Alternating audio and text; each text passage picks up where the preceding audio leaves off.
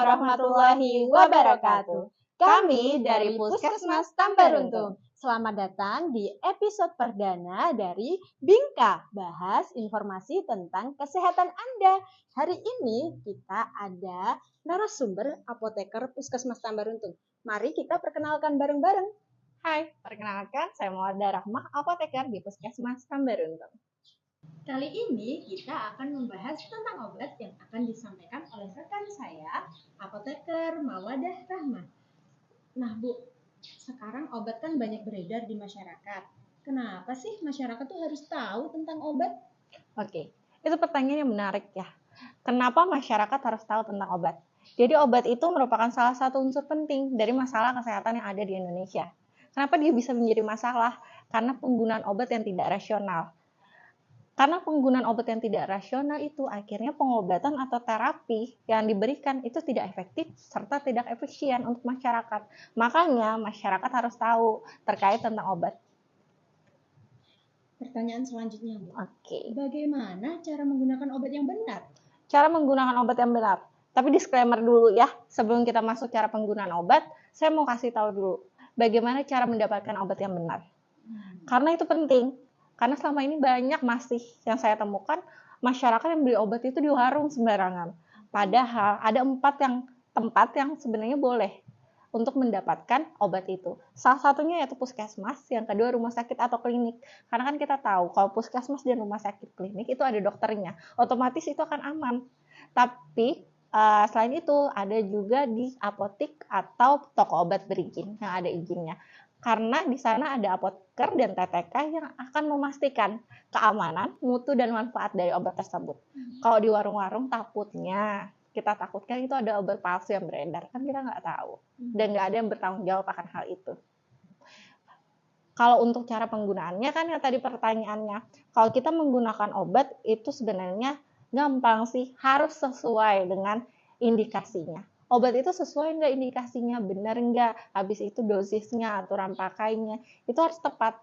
Kayak misalnya obat 3 kali sehari. Kalau Bu Lutfi 3 kali sehari minumnya gimana? 3 kali sehari, pagi, siang, malam. Pasti gitu kan? Iya. Tapi harusnya kita lihat lagi aturan jam pakainya, jeda obatnya. Karena kalau misalnya kita 24 jam, anggap kita kan 24 jam ya. 24 jam bagi 3 kali sehari, itu otomatis jeda waktunya harusnya 8 jaman.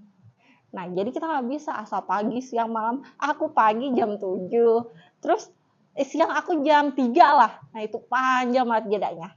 Jadi akhirnya ke malamnya malah yang akhirnya waktunya itu panjang. Jadi kita harus menyesuaikan lagi sama waktunya. Selain itu, untuk khusus sirup antibiotik atau tablet antibiotik, itu obatnya harus dihabiskan. Karena masyarakat sekarang itu masih banyak banget yang obat antibiotiknya nggak dihabiskan. Aku udah sembuh, berhentilah aku, capeklah aku minum obat. Padahal harusnya antibiotik itu tetap harus dihabiskan. Karena apa? Karena anggapannya baru kita nih ngasih antibiotik, baru sehari 2 hari, anggapannya bakteri yang di tubuh ini baru pingsan loh Bu. Baru pingsan dia belum mati. Terus dihentikan langsung. Kalau langsung dihentikan, akhirnya bakterinya tuh bisa menciptakan imunitasnya sendiri. Kalau tercipta imun, tercipta perisainya, akhirnya bakterinya nggak akan mempan lagi. Takutnya kalau bakterinya nggak mempan lagi terhadap antibiotik tersebut, harus mencari antibiotik yang lebih tinggi. Nah, kalau seandainya kita sudah memakai antibiotik yang sangat tinggi tapi masih nggak mempan, akhirnya takutnya akan mengakibatkan kematian kalau kita nggak bisa menemukan antibiotik yang lebih baik. Terus cara menggunakannya lagi itu harus sesuai aturan. Kan tadi saya bilang. Habis itu ibu hamil, ibu menyusui, itu urgent kan. Kita nggak tahu itu resikonya tinggi. Jadi kalaupun misal membeli di apotik atau toko obat berizin, harus dikatakan terlebih dahulu, Bu saya hamil loh, Bu saya lagi menyusui loh, karena kita takutnya itu akan berakibat ke kandungannya gitu. Berarti kita nggak boleh sembarangan ya Bu ya? Iya, betul sekali. Harus sesuai jam. Betul. Habis itu harus sesuai dosis karena ibu hamil, ibu menyusui itu bisa beda. Betul. Nah Bu, di masyarakat tuh banyak banget yang minum obat itu dibarengin dengan teh atau bisa sambil minum kopi. Itu sebenarnya bahaya atau nggak apa-apa? Oke. Emang ya, Soalnya kan dianggapnya obat tuh pahit ya. Jadi dengan ditambahi teh itu harapannya bisa lebih manis, iya kan? Tapi padahal nggak boleh loh. Kenapa? Karena ada senyawa kafein di teh atau kopi itu. Senyawa kafein ini bisa berinteraksi dengan berbagai macam jenis obat.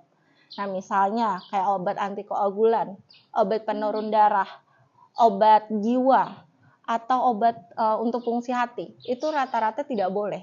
Karena dia berinteraksi sama kafeinnya dengan obat itu. Kalau dia berinteraksi takutnya ada resiko yang kita nggak tahu ya. Sebagian kan ada interaksi obat namanya. Interaksi obat ini kadang merugikan. Jadi sebaiknya karena kita mungkin juga masyarakat kurang tahu juga apa obat yang boleh apa yang enggak, sebaiknya nggak usah. Kita nggak usah minum pakai kopi atau teh. Kalau saran saya kalau emang mau yang manis tambahi air putih pakai gula nggak apa-apa. Tapi sedikit aja. Nggak apa-apa ya kalau pakai? Nggak apa-apa, tapi gulanya jangan lebih banyak daripada obatnya. Pertanyaan selanjutnya, Bu, ini kan lagi bulan Ramadan ya. Iya. Apakah ada perbedaan minum obat saat hari biasa dengan saat kita berpuasa? Oke, Maya, kita kan bulan Ramadan masih berapa hari ya. Untuk penggunaannya emang berbeda. Karena waktu kita puasa sama enggak itu kan beda jamnya. Kalau kita nggak puasa itu perhitungannya 24 jam. Tapi untuk kita puasa itu kurang daripada 24 jam. Jadi untuk obat yang diminum 1 kali sehari atau 2 kali sehari itu penggunaannya masih sama. Tapi untuk obat yang pemakaiannya 3 kali sehari itu bisa dengan jeda waktu 4 jam dari pemakaian sebelumnya. Sedangkan untuk 4 kali sehari itu bisa di 3 jaman. Untuk yang lainnya sepertinya masih sama aja. Oh iya, disclaimer sedikit. Kadang di masyarakat masih banyak loh yang berpikir semua obat itu membatalkan puasa. Tapi sebenarnya enggak loh. Ada sebagian obat yang enggak membatalkan puasa. Kalau Bu Lutfi, kira-kira tahu enggak? Apa ya? Nggak tahu deh. Jadi obat-obat yang enggak membatalkan puasa itu contohnya tetes mata, tetes telinga. Segala pertetesan itu nggak membatalkan puasa sebenarnya. Kecuali yang langsung masuk lewat mulut. Itu baru membatalkan puasa. Kayak suppositoria juga nggak membatalkan puasa. Habis itu kalau suntik itu sebenarnya nggak membatalkan puasa. Tapi suntik yang bukan nutrisi, bukan makanan. Kalau suntik yang lain itu nggak apa-apa. Dan masih banyak sebenarnya obat-obat yang nggak membatalkan puasa itu. Nanti mungkin bisa kita bahas lebih lanjut. Terkait penyimpanan obat, Bu.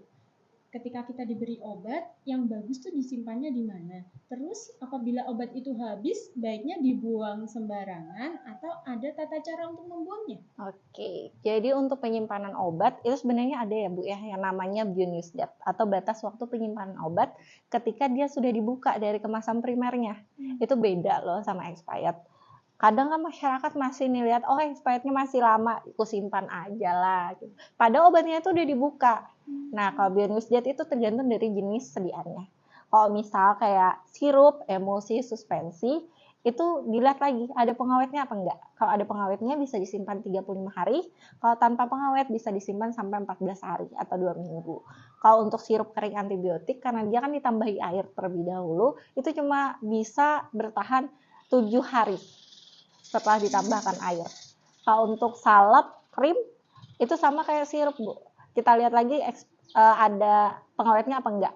Kalau ada pengawet bisa 35 hari juga, kalau tanpa pengawet itu cuma tahan 14 hari. Untuk puyer itu kita lihat expired date-nya. Kalau misalnya lebih daripada 6 bulan, itu berarti bisa disimpan 180 hari, tapi kalau kurang daripada 6 bulan, itu kita pakai yang tanda expired-nya. Nah, kalau Bu Lutfi sendiri, kalau nyimpan sirup itu biasanya di mana? Kalau biasanya saya di ruangan bebas yang terhindar dari sinar matahari. Nah, itu benar. Tapi sebagian masyarakat masih loh ada yang menyimpan di kulkas. Katanya supaya masa simpannya itu lebih lama. Padahal mau disimpan di kulkas mau disimpan di suhu kamar pun asal terhindar dari sinar matahari itu masa simpannya masih sama. Kayak yang tadi saya bilang, masing-masing obat itu ada bionews date-nya, ada batas waktu penyimpanan. Mau disimpan di kulkas, kalau udah dibuka ya tetap, kalau sirup tetap 14 hari kalau tanpa pengawet. Jadi jangan disimpan di kulkas ya, soalnya obat sirup itu ada titik bekunya sendiri. Kalau dia sudah melewati titik beku, kalau disimpan di kulkas freezer, akhirnya obatnya bisa rusak dan nggak stabil lagi. Ya, gitu. Nah, kalau untuk cara membuang obatnya sendiri itu dilihat dari jenis sediaannya Bu Lutfi. Kalau untuk sediaan kayak tablet, kapsul, puyer itu harus dicampur dulu, tabletnya harus digerus dulu, kapsulnya harus dibuka dulu, terus dikeluarkan isinya. Setelah itu dicampur sama tanah ataupun kopi, disimpan di plastik baru bisa dibuang. Nah, untuk sirup biasa boleh langsung dibuang ke saluran pembuangan air. Tapi kalau sirup antibiotik itu harus ditambahkan air ke dalam botolnya, habis itu label sama etiketnya harus dibuang dari kemasannya. Baru dibuang ke tempat sampah. Soalnya kita menghindari takutnya ada oknum-oknum yang menyalahgunakan obat yang dibuang itu.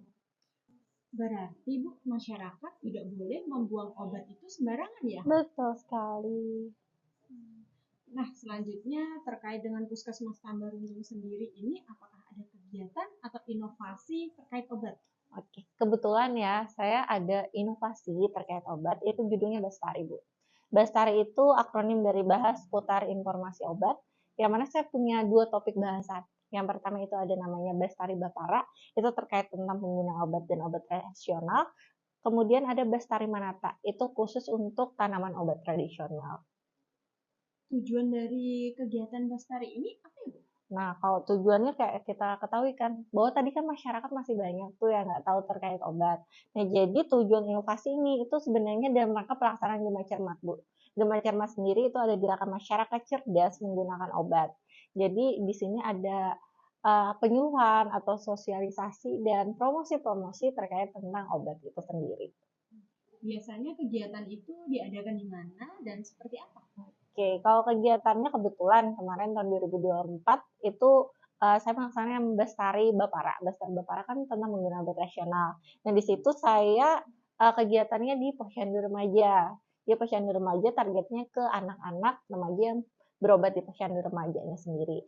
Kalau Bestari Manata sendiri karena obat tradisional kan kebetulan nanti Puskesmas Tambaruntung akan ikut di penilaian Asman Togas.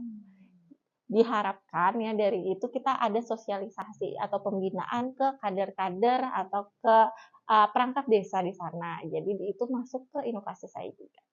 Berarti kegiatan ini sangat bermanfaat untuk Insya kita Allah. dan juga masyarakat di lingkungan Puskesmas Tambaruntung ya. Amin, doakan ya. Baiklah, sekian episode perdana Bingka kali ini. Bila ada pertanyaan terkait obat, bisa tulis di kolom komentar. Kita ketemu lagi di episode-episode selanjutnya. Saya Lutfi Apriani selaku host dari Bingka. Mohon undur diri. Bye-bye.